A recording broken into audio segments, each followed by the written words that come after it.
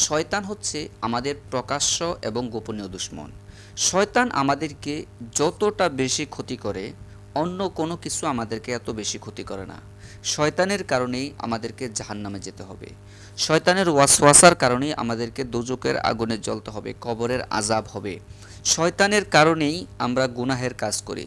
শয়তানের কারণেই আমরা নাফরমানি করি, আল্লাহ থেকে দূরে সরে যাই। এই শয়তান থেকে আমরা কিভাবে বাঁচব? শয়তান হচ্ছে দুই ধরনের, একটা হচ্ছে মানুষ শয়তান আর একটা হচ্ছে জিন শয়তান। এই জিন শয়তান এবং মানুষ শয়তান থেকে যদি আমরা বাঁচতে চাই, তাহলে আল্লাহর কাছে সর্বপ্রথম ফানা চাইতে হবে। মানুষ শয়তান এবং জিন শয়তান থেকে আমরা কিভাবে বাঁচব? মানুষ শয়তান আমাদেরকে কিভাবে ক্ষতি করে, জিন শয়তান আমাদেরকে কিভাবে ক্ষতি করে? অনেক মা বোনেরা আমার কাছে জানতে চেয়েছেন যে হুজুর, মানুষ শয়তান আমাদেরকে অনেক বেশি ক্ষতি করে। যেমন আপনার ভালোটা অনেকে দেখতে পারে না, আপনাকে অনেকে সহ্য করতে পারে না। আপনি একটা ভালো কাজ করবেন, অনেকে সেটা সহ্য করতে পারে না।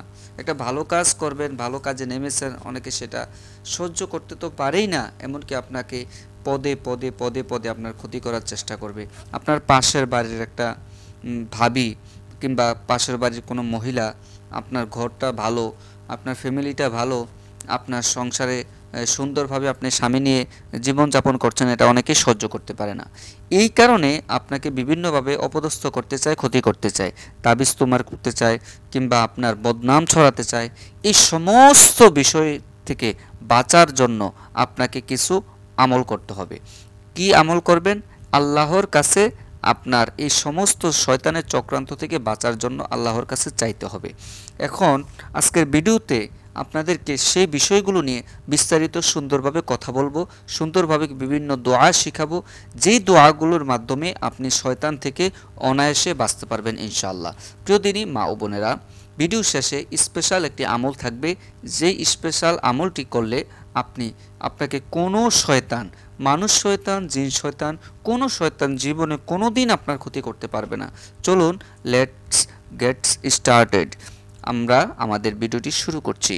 রাসূল করিম সাল্লাল্লাহু আলাইহি ওয়াসাল্লাম ইরশাদ করেছেন, যে ব্যক্তি এই দোয়াটি সকাল এবং সন্ধ্যায় 11 বার করে পাঠ করবে, সকালে 11 বার, সন্ধ্যায় 11 বার। সকাল এবং সন্ধ্যায় যে ব্যক্তি এই দোয়াটি 11 বার করে পাঠ করবে, আল্লাহ সুবহানাহু ওয়া তাআলা তাকে সকল প্রকার মানুষ শয়তান, জিন শয়তান থেকে হেফাজত করবেন। সুবহানাল্লাহ। সকালে যে ব্যক্তি ফজর নামাজের পরে যে ব্যক্তি পড়বে, আল্লাহ পাক রব্বুল আলামিন সকাল থেকে শুরু করে সন্ধ্যা পর্যন্ত সমস্ত জিন শয়তান এবং মানুষ শয়তান থেকে তাকে হেফাজত করবেন।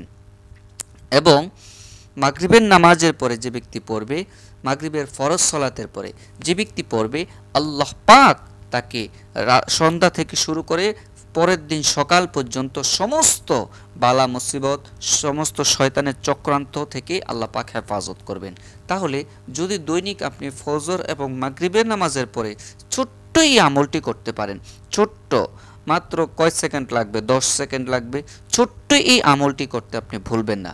ছোট্ট আমলটি যদি করতে পারেন, আপনি যদি মনে করেন আপনাকে শয়তান ওয়াসওয়াসা দিচ্ছে, মানুষ শয়তান আপনাকে ক্ষতি করতেছে, তাহলে আপনার জন্য এই আমলটি খুবই দরকারি।